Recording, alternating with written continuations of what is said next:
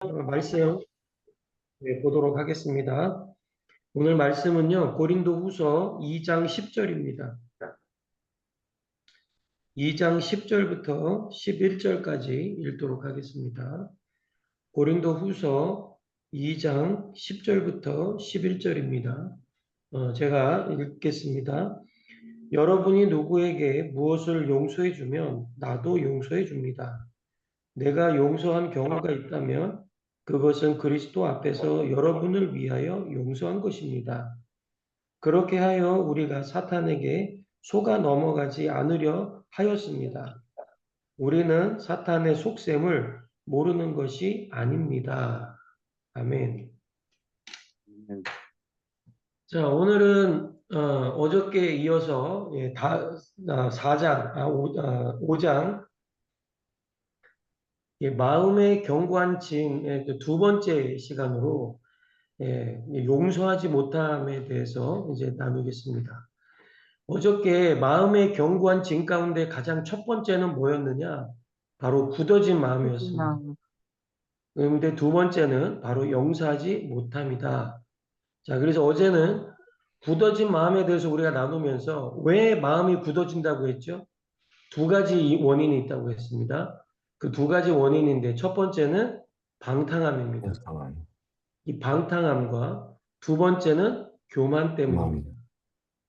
자, 방탕함은 어떤 우리가 생각하는 뭐 성적으로 뭐 이렇게 뭐 즐기거나 뭐 이런 것들을 의미하는 것이 아니라 죄를 즐기는 마음을 의미합니다. 그러니까 내가 하나님과 반대되는 개념을 즐기고 있다.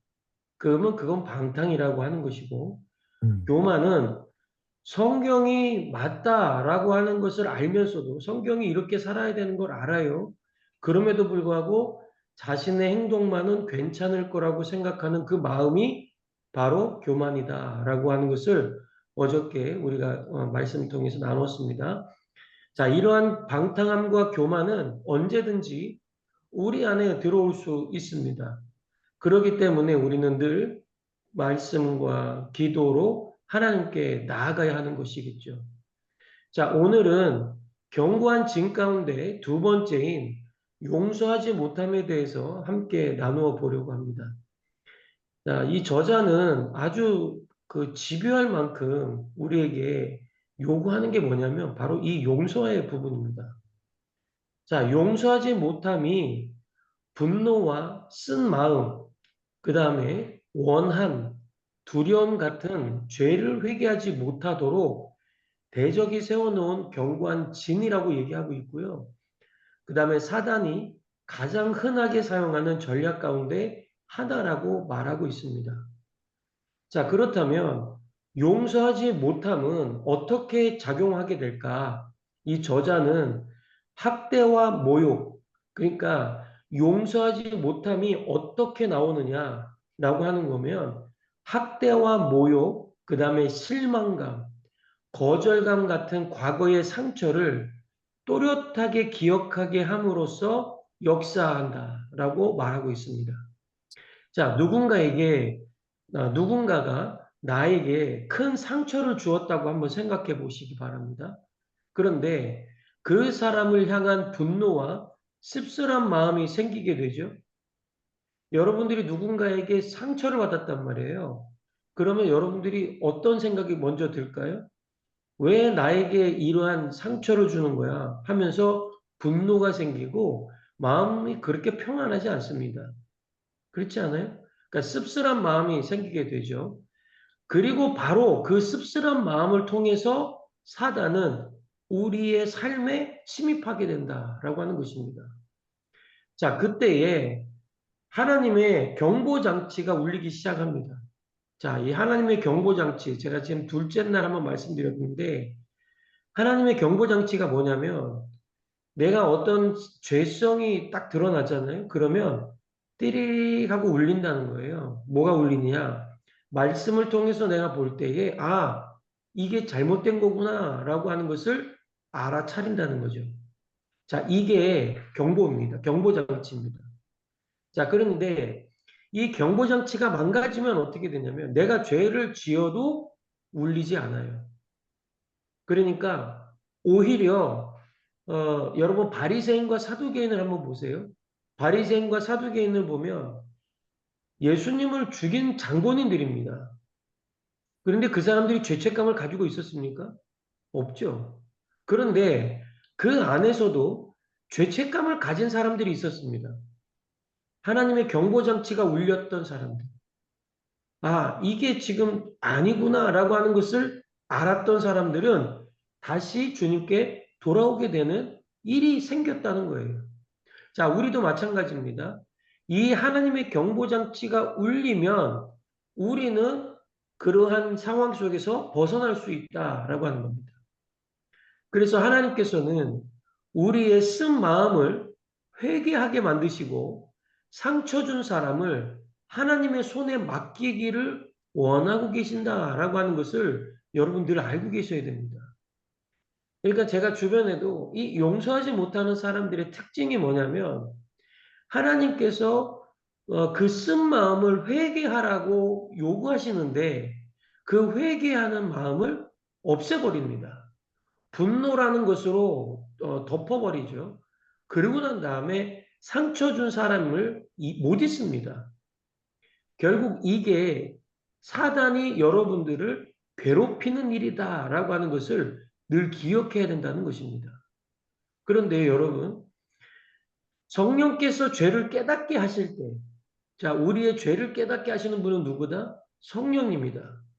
그러니까 그 성령님이 죄를 깨닫게 하실 때 사단은요, 얼른 그 사람이 과거에 어떻게 상처를 주었는지 더 선명하게 기억나도록 한다는 거예요. 그러니까, 아, 내가 지금 이제 회개를 해야 되는구나 라고 했을 때 그 사람이, 나한테 상처를 준 사람이 과거에 어떻게 나에게 상처를 주었는지 아주 선명하게 기억하게 한다는 거죠. 그렇게 되면 어떻게 될까요? 우리는 그때 다시 그 고통을 느끼게 되고 결국 쓴 마음을 버리려는 생각조차 하지 않는다라고 하는 겁니다. 그러니까 이처럼 사단은요, 우리 인생의 교훈벌을 확보하기 위해서 고통스러운 기억을 이용하는 것입니다. 그래서 저자는 이러한 대적의 전략을 무너뜨릴 수 있는 가장 강력한 무기 가운데 하나가 성경적이고 진실한 용서다라고 말하고 있습니다. 자, 우리가 용서하기로 선택할 때에 하나님의 치유와 온전케 하심이 흘러가고 대적의 접근은 차단된다라고 하는 것입니다. 자, 이를 설명하기 위해서 저자는 몇 년 전 문제 상담 전문가에게 들었던 이야기를 우리에게 소개해주고 있는데 제가 여러분들에게 한번 들려드리겠습니다. 자, 한 전문가가요, 큰 호텔 회의실에서 열리는 컨퍼런스에서 강의를 마쳤을 때 자꾸 소리 들으면 됐지. 한 여성이요, 다가와서 남편 문제로 상담을 요청했다고 합니다. 자, 근데 조용한 곳에서 이야기를 나누기 시작했는데 그녀는 수년 동안 남편에게 받은 상처와 분노를 계속해서 쏟아냈다고 합니다. 근데 마침내 상담자는요, 그녀에게 남편을 용서해야 할 필요성을 이야기했는데요. 이 여자는 처음에는 완강하게 거부했다고 합니다. 내가 왜 그런 사람을 용서하냐? 내가 용서하는 게 아니라, 나는 그 사람이 철저하게 복수를 받았으면 좋겠다. 뭐 이렇게 얘기를 했다는 거죠.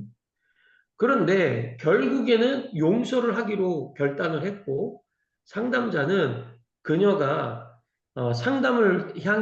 남편을 향해 품고 있던 쓴뿌리와 원한을 하나님 앞에 내려놓도록 용서의 기도로 인도했다고 합니다. 기도가 마쳤을 때에 하나님께서 분명히 일하셨다고 저자는 말하고 있는데요. 어떤 일이 벌어졌느냐? 그녀가 갑자기 몸을 똑바로 세우더니 놀란 표정으로 이렇게 외치는 겁니다. 고쳐졌어요! 하는 겁니다. 그러면서 일어나서 호텔 복도를 뛰어다니면서 계속해서 이렇게 외치는 거예요. 고쳐졌어요! 라고 외쳤답니다. 나중에 이 상담자는요, 그녀가 오랫동안 심각한 허리 통증으로 고통받고 있었다는 사실을 알게 되었고요. 그녀가 어렵게 남편을 용서했을 때 그녀의 몸을 공격하던 사단의 접근이 차단이 되었고 그 통증이 즉시 사라졌다는 것입니다. 저자는 이 용서가 이처럼 성령의 치유 사역이 흘러가도록 하고 치유는 과거에 우리에게 상처 준 사람을 용서하기로 선택하는 순간 시작된다고 말하고 있습니다. 자, 그러면서 저자는요, 이 용서의 중요성을 설명하기 위해서 마태복음 18장을 소개하고 있거든요. 자, 베드로가 예수님께 이렇게 묻습니다. 주님, 형제가 내게 죄를 지으면 몇 번이나 용서해야 합니까? 그러면서 7번까지 해야 합니까? 라고 묻습니다. 여러분, 여러분들은 용서할 때 몇 번 용서하세요? 한국 사람들은 3, 4번이다 이렇게 하잖아요. 그죠? 근데 7번을 참는다? 이거 진짜 우리가 생각할 때 많이 참은 거 아니에요? 그러니까 이 베드로가 생각할 때에 이 정도면 진짜 많이 참은 건데 이 정도까지만 참아도 되겠지? 하고 그 자기의 한계를 뛰어넘는 그 리밋을 본 거예요. 그런데 예수님은요, 엉뚱하게 대답합니다. 어떻게 대답하느냐? 7번뿐만이 아니라 70번씩 7번이라도 용서해라 라고 말합니다. 자, 근데 이 말이 무슨 뜻일까요? 그러면 490번만 용서하면 되는 걸까요? 예, 아닙니다. 평생 용서하라는 겁니다. 자, 그러면서 예수님께서 어떤 비유를 말씀하셨냐면 엄청난 빚을 탕감받은 종의 비유를 들려주셨던 겁니다. 자, 그 종은 도저히 갚을 수 없는 빚을 졌지만 주인의 긍휼로 모든 빚을 탕감받았다고 합니다. 그런데 그가 자신에게 조금 빚진 동료를 만나자마자 빚을 갚으라고 다그쳤고 그의 간청을 거절한 채 감옥에 가두어 버렸습니다. 자, 이 소식을 들은 주인이 그 종을 다시 불러서 이 악한 종아, 내가 빌기에 내가 내 빚을 모두 탕감하여 주었더니 내가 너를 불쌍히 여긴 것처럼 너도 내 동료를 불쌍히 여기는 것이 마땅치 않으냐? 라고 꾸짖으셨습니다. 자, 예수님께서는 하나님께서 우리의 갚을 수 없는 빚을 용서해 주셨다면 우리도 다른 사람을 기꺼이 용서해야 한다는 말씀을 하셨고 용서하지 않는 종을 향해서 뭐라고 하느냐? 악한 종이다 라고 얘기하고 있습니다. 자, 신약 성경은요, 계속해서 우리에게 용서를 명령하고 있습니다. 용서해 줄래? 이게 아닙니다. 용서해라 라고 요구하고 있습니다. 에베소서 4장 32절 서로 친절히 대하며 불쌍히 여기며 하나님께서 그리스도 안에서 여러분을 용서하신 것과 같이 서로 용서하십시오. 아멘. 마태복음 11장 25절 너희가 서서 기도할 때에 어떤 사람과 서로 등진 일이 있으면 용서하여라. 그래야 하늘에 계신 너희 아버지께서도 너희의 잘못을 용서해 주실 것이다. 아멘. 그 다음에 고린도 후서 2장 10절에서 11절. 오늘 읽었던 말씀입니다. 여러분이 누구에게 무엇을 용서해 주면 나도 용서해 줍니다. 내가 용서한 경우가 있다면 그것은 그리스도 앞에서 여러분들을 위하여 용서한 것입니다. 그렇게 하여 우리가 사탄에게 속아 넘어가지 않으려고 하였습니다. 우리는 사탄의 속셈을 모르는 것이 아닙니다. 저자는 이 말씀들을 통해서 용서는 하나님의 명령이며 동시에 사탄의 전략을 무너뜨리는 길이라고 말하고 있는 겁니다. 또한 저자는 만일 남편이나 아내에게 실망을 했다면 용서하기 전까지는 그 결혼 관계는 계속 손상될 수밖에 없고 오랫동안 계속되는 많은 결혼 문제들이 단 한 번의 잘못을 용서하지 못한 데서 시작되었음을 알게 될 것이라고 말하고 있습니다. 그러니까 부부 사이가 별로 안 좋다라고 했을 때 여러 가지 문제로 인한 것이 아니라 아주 작은 단 한 번의 잘못을 용서하지 못한 것에부터 시작돼서 그것이 커지고 커지고 커져서 지금의 현재의 관계가 됐다라고 하는 것을 말하고 있는 거예요. 자, 또한 권위 있는 사람에게 상처를 받은 사람은요, 용서를 배우기 전까지는 올바른 관계를 맺기가 어렵고 그 권위를 향한 쓴뿌리는 결국에는 교회와 직장 그리고 다른 영역에서도 계속 장애가 될 수 있다고 이야기하고 있는 겁니다. 그러니까 교회를 습관적으로 옮기는 사람들 있잖아요. 이 교회 갔다가 저 교회 갔다가 하는 사람들. 이러한 분들은 권위를 향한 쓴뿌리가 그 안에 있기 때문에 왔다 갔다 하는 경우도 있다라고 하는 것을 말하고 있는 거예요. 그리고 또 그 상처가 의도적이었는지 아니었는지도 우리는 중요하지 않다고 얘기를 하고 있거든요. 결국에는 이거예요. 우리는 어떤 종류의 잘못인지는 이 가운데서는 중요하지 않다는 거예요. 우리가 용서를 하는 데 있어서는 어떤 잘못을 했느냐, 크냐 작으냐가 필요가 없다는 겁니다. 그리고 그 상처가 의도적이었는지 아니었는지도 중요하지 않다고 얘기하는 거예요. 저자는 용서하기 전에 여러분들은 진리 안에서 자유를 경험할 수 있다고 단언하고 있습니다. 그러니까 결국에는 용서가 안 되면 하나님을 만날 수 없다라고 하는 것을 말하고 있는 겁니다. 자, 그렇다면 이쯤 되면 여러분 그러면 용서가 뭐예요? 여러분들이 생각하는 용서 혹시 이런 거 아닙니까? 그러니까 많은 사람들이 이 용서를 이 저자는요. 많은 사람들이 이 용서를 잘못 이해했기 때문에 용서하는데 어려움을 겪는다고 말하고 있거든요. 자, 그래서 어떤 사람들은요. 용서를 상대의 행동을 정당화하는 것이라고 생각합니다. 또 어떤 사람은요. 왜 그런 행동을 했는지 이해해야만 용서할 수 있다고 생각하는 겁니다. 그러니까는 저 사람이 하는 거 충분히 내가 이해가 돼 했을 때 용서가 된다는 거예요. 예. 그게 진짜 용서일까요? 자, 혹은 그 일을 완전히 잃어버렸거나 잊어버렸거나 상처받지 않는 것처럼 살아야 한다고 생각하기도 하고요. 상처 준 사람을 직접 찾아가서 당신을 용서합니다라고 말해야 된다고 생각하는 사람도 있다. 예. 아마 여기들 중에서도 내가 용서를 했다면 아마 찾아가서 내가 당신을 용서합니다라고 해야 그것이 용서가 끝난다고 생각하는 분도 있다라고 하는 것이죠. 그런데요, 이 저자는 이러한 것들은요, 참된 용서의 필수 요소가 아니다라고 얘기하고 있습니다. 자, 많은 경우 상대의 행동은 결코 정당화될 수 없고 그 일을 잊을 수도 없고요. 상처받았다는 사실을 부인할 수도 없습니다.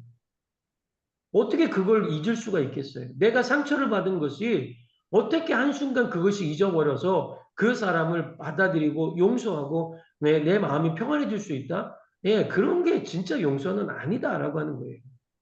아무리 우리에게 저기 했어도 우리가 하나님의 은혜를 받았어도 우리가 받았던 상처, 우리가 받았던 아픔들은 쉽게 지워지지 않는다라고 하는 것을 저자는 얘기하고 있는 거예요. 그런데 이게 있음에도 불구하고 용서는 가능하다라고 얘기하고 있습니다. 자, 특히 상대가 자신이 상처를 주었다는 사실조차 모르고 있다면 찾아가서 용서한다고 말하는 것은 불필요한다는 거예요. 때로는 오히려 해가 될 수도 있다라고 이 저자는 말하고 있습니다. 자, 고린도 후서 5장 19절에 보면 이런 말씀이 나와 있습니다. 곧 하나님께서 사람들의 죄과를 따지지 않으시고 화해의 말씀을 우리에게 맡겨주심으로써 세상을 그리스도 안에서 자기와 화해하게 하신 것입니다. 아멘. 자, 여기에 보면 저자는 단순히 용서는 상대의 행동을 너그럽게 봐주는 것도 아니고 그들이 준 아픔을 부인하는 것도 아니라고 말하고 있습니다. 자, 여기에 보시면 이 말씀에 보면 하나님께서 사람들의 죄가를 만약에 따졌다라고 하면 어떤 반응이 있을까요? 어떠한 반응이 있어야 될까요? 하나님이 배신을 한두 번 당했을까요? 하나님이 뒤통수를 한두 번 맞으셨을까요? 아니잖아요. 우리한테도 우리가 예수 믿는다고 하면서도 하나님께 뒤통수 칠 때가 많았어요. 우리가 하나님 모른다고 부인한 적도 있을 수 있어요. 그런데 하나님은 우리의 그 죄가 많고 적고 깊고 이거 따지지 않으셨다는 거예요. 뭐예요? 화해의 말씀을 우리에게 맡겨주셨다라고 하는 겁니다. 그리고 예수 안에서 자기와 화해하게 하셨다라고 하는 것을 말하고 있는 겁니다. 그러니까 용서는 단순히 그들의 행동을 그냥 어떻게 하느냐? 용서는 그냥 그들의 행동을 고발하지 않기로 선택하는 겁니다. 아까 우리 그 용서에 대한 동영상 봤죠? 그 동영상 봤을 때 그 아버지는 자기 딸을 죽인 그 살인자 앞에서 난 당신이 여기서 증오를 받지만 난 당신을 용서합니다. 자, 그건 무엇이에요? 하나님께 맡기겠습니다. 자, 결국에는 이 뜻이 다른 사람이 우리에게 잘못한 일에 대해서 그들에게 책임을 물을 권리를 포기하겠다는 거예요. 그리고 그것은 결국 선택하는 의지적 행위다라고 하는 것을 말하고 있는 겁니다. 결국 용서는 우리에게 상처를 준 사람을 풀어주는 것이다라고 얘기하고 있습니다. 자, 반대로 용서하지 않는 것은 무엇이냐?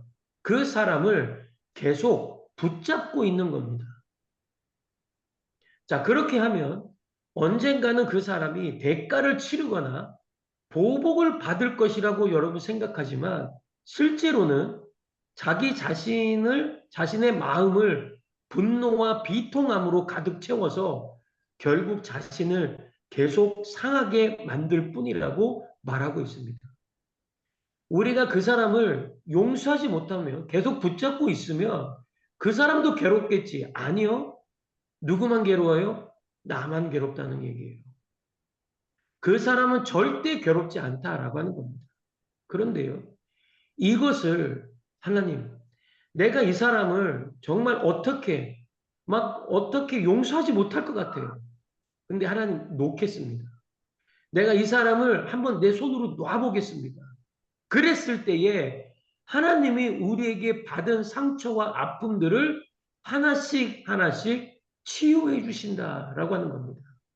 그리고 우리의 삶의 영역에서 사단이 역사하고 있었던 그런 부분들이 하나씩 빠져나가면서 아까 그 여자가 고백했던 고쳐졌어요 라고 하면서 허리 통증이 없어진 것처럼 여러분에게도 상처의 치유와 아픔을 하나님이 해결해 주신다라고 하는 것을 이 저자는 말하고 있는 겁니다. 이 저자가요, 또 재밌는 이야기를 하고 있는데요. 나이가 많은 사람들과 함께 있으면 너무 행복하대요. 자, 왜 그러냐면 이 나이가 많은 사람과 함께 있으면 누가 용서를 배운 사람인지 그렇지 않은 사람인지 쉽게 알 수 있다고 말하고 있습니다. 자, 용서를 배운 사람과 함께 있으면 어떻게 되느냐? 즐겁다고 합니다. 자, 그들에게는 오랜 세월 지혜와 경험이 있고 아름다운 이야기들이 굉장히 많다고 하거든요. 자, 그런데 용서를 배우지 못한 사람은요, 분노와 쓴뿌리로 가득해서 자신이 겪었던 억울함과 상처를 계속 반복하며 살아간다고 합니다. 그러니까 용서를 배운 사람과 함께 있으면 그 속에서 쓴뿌리들이 나오지 않기 때문에 기쁨과 감사가 전달이 되지만 용서를 배우지 못한 사람은 계속해서 그 입에서 어떤 일이 있어도 쓴뿌리와 또 분노 이런 것들이 막 섞여서 나오기 때문에 그 사람과 만나면 오래 만나면 내가 힘들어진다라고 하는 것을 말하고 있는 겁니다. 결국 용서하지 못한 사람은 다른 사람을 해치는 것이 아니라 자기 자신을 비참하고 쓰디쓴 사람으로 만들어가고 있다는 것을 이 저자는 사람들을 만나면서 알고 있었다는 겁니다. 저자는 다시 한번 용서는 붙잡고 있는 것을 놓아주는 것이라고 말하고 있거든요. 그 사람을 더 이상 정죄하지 않고 풀어주기로 선택하는 것이 바로 용서다. 자, 용서는 상처를 부인하는 것이 아닙니다. 상처를 준 사람에게 죄의 책임을 더 이상 묻지 않겠다고 결정하는 의지적인 행위다라고 하는 것을 늘 기억하시기 바랍니다. 그래서 우리가 용서할 때 우리는 분노와 비통함으로부터 자유하게 되고 주님 안에서 더욱 성장하도록 우리가 풀려나게 되는 것이죠. 그러면서 마지막으로 이 저자는 한 강사의 이야기를 소개하며 마무리하고 있거든요. 자, 어떤 강사가요. 큰 책을 이게 책을 이게 손에 들고요. 꽉 잡고 있었습니다. 그다음에 용서하지 못하는 것은 바로 이런 것입니다라고 하는 것을 보여주는 거예요. 그렇게 말한 뒤에 자, 이제 용서가 무엇인지 보여드리겠습니다라고 하며 이 책의 손을 놓아버렸습니다. 그러자 책은 어떻게 됐을까요? 바닥으로 떨어졌겠죠. 그러니까 용서는 바로 붙잡고 있는 것을 내가 붙잡고 있는 것을 놓아주는 거다. 이것을 얘기했다고 합니다. 여러분 혹시 우리 안에 아직 용서가 필요하다면 용서를 연습하는 여러분들이 되시기를 바랍니다. 그래서 이번 장에는 실제로 용서를 연습할 수 있는 실습 내용도 함께 나와 있습니다. 그래서 제가 PDF로 그걸 정리해 두었습니다. 그래서 함께 여러분들께 나누어 드릴 테니까 그것을 또 여러분들이 한번 해보시면 좋겠습니다. 목사님, 저는 그런 용서할 사람이 없는데요. 예, 누구나 한 번쯤은 해봤으면 좋겠습니다. 그래서 여러분, 혹시 아직도 마음에 용서가 되지 않는 분들, 또 용서는 하고 싶은데 어떻게 해야 될지 모르는 분들, 네, 아마 여러분들 많이 힘드셨을 겁니다. 용서가 안 되니까요. 내가 어떻게 나한테 상처를 준 사람을 어떻게 용서할 수 있겠어요? 그러니까 아마 지금까지 마음이 많이 힘드셨을 거예요. 그런데 이 기버의 기회를 통해서 주님 안에서 참된 자유를 경험하시고 이제 그 힘듦에서 벗어날 수 있는 여러분들이 되었으면 좋겠습니다. 그래서 진리가 너희를 자유케 한다는 이 말씀의 의미를 깨닫고 우리 이 용서를 한번 해낼 수 있는 저와 여러분들이 되었으면 좋겠습니다. 네, 오늘 여기까지고요. 우리 내일은 토요일입니다. 내일 토요일인데 어떻게 할까 고민하다가 제가 이거를 줌을 켜놓기로 했습니다. 생각했습니다. 그래서 대신에 제가 내일 앞에서 전하면서 줌을 켜놓을 겁니다. 그래서 혹시 제 몸뚱아리만 볼 수가 있는데 그럴 때마다 용서하시고 가급적이면 여러분 현장에 나와서 같이 하는 것을 같이 할 수 있기를 바랍니다. 자, 이게 제가 늘 하는 얘기. 하고자 하면 뭐가 생긴다고요? 하고자 하면 방법이 생기는데 안 하고자 하면 핑계가 생기는 겁니다. 아시겠죠? 그래서 내일, 나 내일 너무 피곤할 것 같은데요? 아니요, 여러분들이 인생을 바꿀 수 있는 기회라면 저는 그 피곤함도 물리칠 수 있다고 생각합니다. 내일 현장에서 우리 뵙도록 하겠습니다. 혹시나 아이들 때문에 또 뭐 어떤 일을 나가야 되는 것 때문에 힘드신 분들을 위해서만 제가 줌을 켜놓는 것이니까 여러분 그렇게 아시고 내일 우리 현장에서 만나도록 하겠습니다. 우리 이 시간 잠깐 기도할까요? 하나님, 용서할 수 있는 제가 될 수 있도록 인도해 주십시오. 정말 우리는 우리의 힘으로 용서하는 거 아닙니다. 우리의 힘으로 뭔가를 할 수 있는 게 절대 아닙니다. 하나님, 이 용서, 하나님 저 정말 용서하고 싶지만 아니 용서하기 싫은 사람도 있습니다. 하나님 이런 마음을 어떻게 해야 될까요? 하나님이 원하시는 마음이 무엇인지 우리에게 허락해 주십시오. 우리 같이 한번 통성으로 잠깐 기도하고 제가 마무리 기도하고 마치겠습니다. 고맙고 감사하신 하나님, 하나님 아버지 오늘 말씀을 감사합니다. 통해서 또 우리 이렇게 새벽을 열어 하나님 주님의 하나님 이 말씀을 용서하지 듣고 못함이 기도할 수 있는 결국 시간을 우리에게 주신 걸 견고한 짐을 만들 감사드립니다. 수 있다고 우리에게 하나님 내 마음속에 있는 견고한 짐 하나님 이 중에 마음의 용서하지 견고한 못하는 짐 마음이 있다면 우리에게 하나님 저에게 가장 알려주시고 사단은 가장 제가 많이 누구를 용서해야 역사한다고 되고 말씀하고 어떻게 해야 있습니다. 되는지 말씀해 주님, 주십시오. 우리가 용서는 하나님 용서하지 않았기 선택이라고 때문에 내 마음에 생각했지만 짐이 있고 용서는 선택이 아니라 누군가에 향한 명령이라고 증오와 우리에게 분노가 말씀해 있다면 주셨습니다. 하나님 알게 하나님, 해주시고 우리가 제가 이 지금이라도 명령에 바로 순종할 수 용서를 할 수 있는 있는 마음을 그런 주시기 마음을 바랍니다. 허락하여 하나님 주시옵소서. 그동안 용서하지 용서를 못한 통하여 내 마음 마음에 때문에 있던 너무 강박한 힘들었던 분들도 있을 마음들이 겁니다. 하나님 마음의 모두 상처 때문에 내려놓게 이 해주시고 아물지 주님을 못해서 통하여서 이걸 내가 그 사람을 자유로워질 수 용서해주면 안 있도록 된다는 하나님 인도해 생각으로 주시옵소서. 정말 그 지냈던 하나님 내 힘들게 마음속에 살았던 있고 분들도 있을지만 힘겹게 잡고 있던 하나님 그 모든 것들이 놀라운 내려놓게 해주시고 일이 있도록 하나님 주님을 인도해 주시기 통하여서 내가 바랍니다. 자유로워질 수 하나님 있게 앞에 소원합니다. 붙잡고 있던 그 사람, 하나님 붙잡고 있던 그 내 일들 마음속에 이제 있는 깊이 놓고 하나님 앞에 숨어있던 용서할 수 그 있는 우리가 분노들이 되도록 증오들이 인도해 주시기 하나님 원합니다. 함께 서 말씀 인도해 하나님 아버지, 오늘 우리에게 용서할 수 있는 용서하라고 하시는 이 말씀 참 어렵습니다. 그동안 참 힘든 마음도 있었습니다. 어떻게 그 사람을 용서할 수 있을까? 어떻게 그 일을 용서할 수 있을까? 자꾸 스쳐 지나가기만 합니다. 그런데 그렇게 생각하게 하는 것 사단이 주는 마음이라고 우리 하나님은 말씀해 주고 있습니다.